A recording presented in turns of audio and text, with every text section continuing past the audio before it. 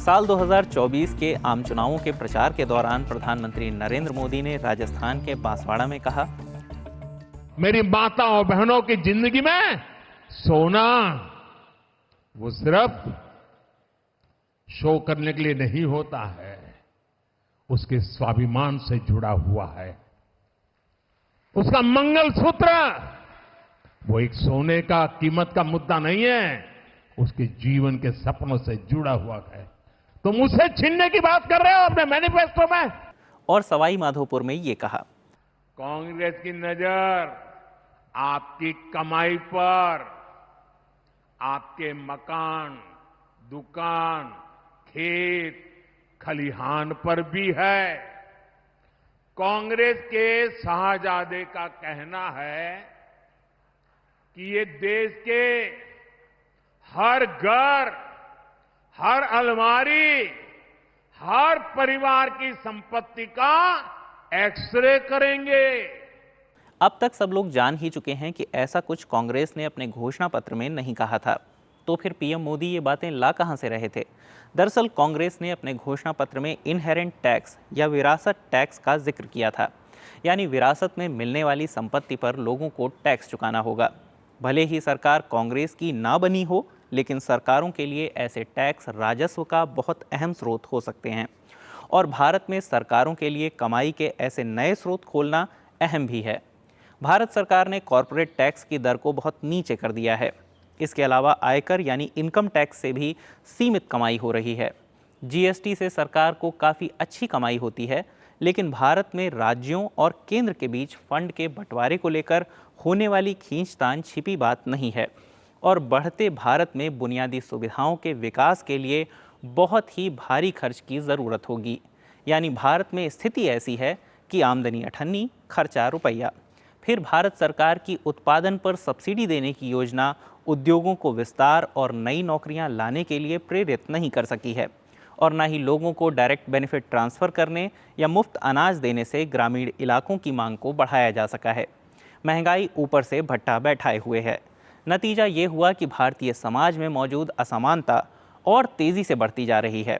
अमीरों को अमीर और गरीबों को गरीब होते जाने से रोकने के लिए सरकार के पास इनहेरेंट टैक्स या बेहद अमीर लोगों पर लगने वाले वेल्थ टैक्स जैसे उपाय ही बचते हैं। आइए समझते हैं असमानता से निपटने के लिए ऐसे टैक्स ज़रूरी क्यों हो जाते हैं और भारत में ही नहीं दुनिया भर में ऐसे उपाय चर्चा में क्यों हैं। चंद अमीर लोगों के पास सारी सुख सुविधाएं हैं और ज़्यादातर गरीबों के पास कुछ भी नहीं। अमीरों और गरीबों के बीच बढ़ता अंतर आधुनिक समाज में एक बड़ा मुद्दा बना हुआ है। हमारे सामने एक परिस्थिति ये है कि सिर्फ पिछले दशक भर में अमीरों और अरबपतियों ने अपनी संपत्ति दोगुनी कर ली है। दूसरी ओर कई लोगों के लिए गुजारा चलाना मुश्किल हो रहा है, जिसके चलते सामान्य नागरिकों के वेतन घटते जा रहे हैं।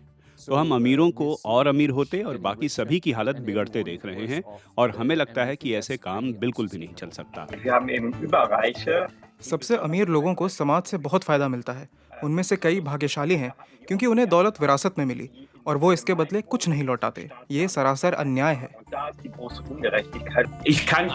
मैं उन लोगों को नहीं समझ पाता जिन्हें लगता है कि दूसरे लोग भी हैं जो पर्याप्त टैक्स नहीं भर रहे हैं। लेकिन अधिक टैक्स लगाने से कंपनियां निवेश या रिसर्च नहीं करेंगी, न ही वो ज्यादा इनोवेटिव हो जाएंगी और भविष्य में नई नौकरियां पैदा करेंगी। दुनिया में दौलत के बंटवारे को इस तरह समझा जा सकता है।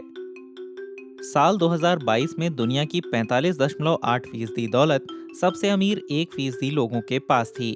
इसके बाद की 53% दौलत की मालिक करीब आधी दुनिया है, पर दुनिया की बाकी आधी से ज्यादा आबादी के लिए कुल दौलत का सिर्फ 1.2% हिस्सा बचता है। ऐसे में इनहेरिटेंस टैक्स समाज में पूंजी के फिर से बंटवारे की एक अच्छी कोशिश हो सकता है। ये बहुत ज़्यादा स्वीकार्य व्यवस्था है। ज़्यादातर यूरोपीय देशों, जापान और अमेरिका में इसकी दरें भी काफ़ी ऊंची हैं।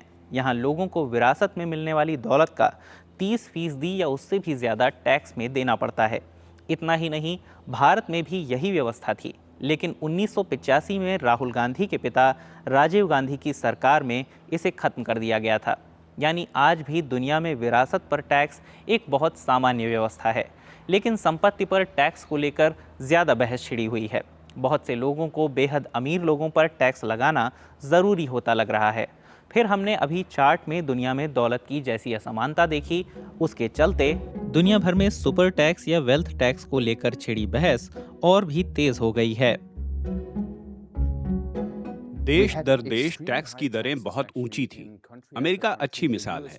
आज हम उन्हें कम टैक्स वाला देश मानते हैं, लेकिन 80 के दशक से पहले उनके यहाँ अमीरों पर मार्जिनल टैक्स रेट 70% से ऊपर तक पहुंच जाते थे और वो बहुत तेज विकास भी कर रहे थे। लेकिन 80 के दशक से हमें बढ़ती दौलत पर बढ़ते टैक्स की व्यवस्था के खिलाफ एक युद्ध दिखने लगा।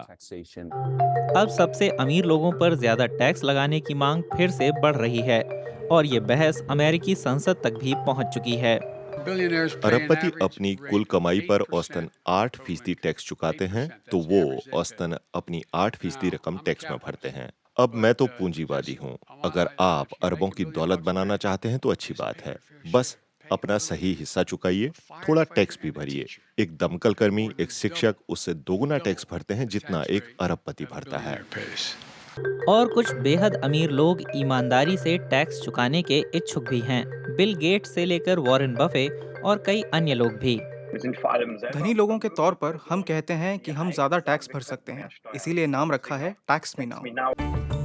ब्राजील सरकार तो पूरी दुनिया के अरबपतियों के लिए वैश्विक स्तर के न्यूनतम टैक्स का प्रस्ताव भी दे चुकी है। G20 ये कदम बेहद दौलतमंद लोगों पर टैक्स लगाने के लिए उठाना चाहता है और इसके लिए G20 के सभी देशों को इसे समर्थन देना होगा।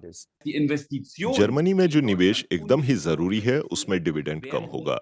वेल्थ टैक्स की वजह से लोग संपत्तियों को कहीं और ले जाएंगे, जिससे आखिरकार टैक्स रेवेन्यू का नुकसान ही होगा। यानी ये व्यवस्था कारगर तभी होगी जब सबसे अमीर लोगों पर टैक्स लगाने के लिए अंतर्राष्ट्रीय स्तर का सहयोग हो। टैक्स की दर क्या हो सकती है जो हम रख सके और वो अर्थव्यवस्था को भी नुकसान न पहुंचाए, और उनका अनुमान कहता है 60 से 70% या उससे ज्यादा। ये आंकड़ा उस दर से कहीं ज्यादा है जिसे अमीर फिलहाल टैक्स के तौर पर चुकाते हैं। गरीबी के खिलाफ लड़ाई जैसे जैसे आगे बढ़ेगी, ईमानदार टैक्सेशन पर बहस भी उतनी ही तेज होती जाएगी। आधुनिक दुनिया में भारत हो, ब्राजील या दक्षिण कोरिया, असमानता ज्यादातर देशों को परेशान कर रही है। इसे बढ़ते देने के परिणाम घातक स्वरूपों में सामने आ सकते हैं। ऐसे में वेल्थ टैक्स या इनहेरिटेंस टैक्स जैसे उपाय आशा की किरण बन सकते हैं। सरकारों को देर होने से पहले इनके बारे में सोचना शुरू कर देना चाहिए। बताइए आप इस मुद्दे पर क्या सोचते हैं? हम मिलेंगे अगले हफ्ते फिर एक नए विषय के साथ। तब तक के लिए नमस्कार।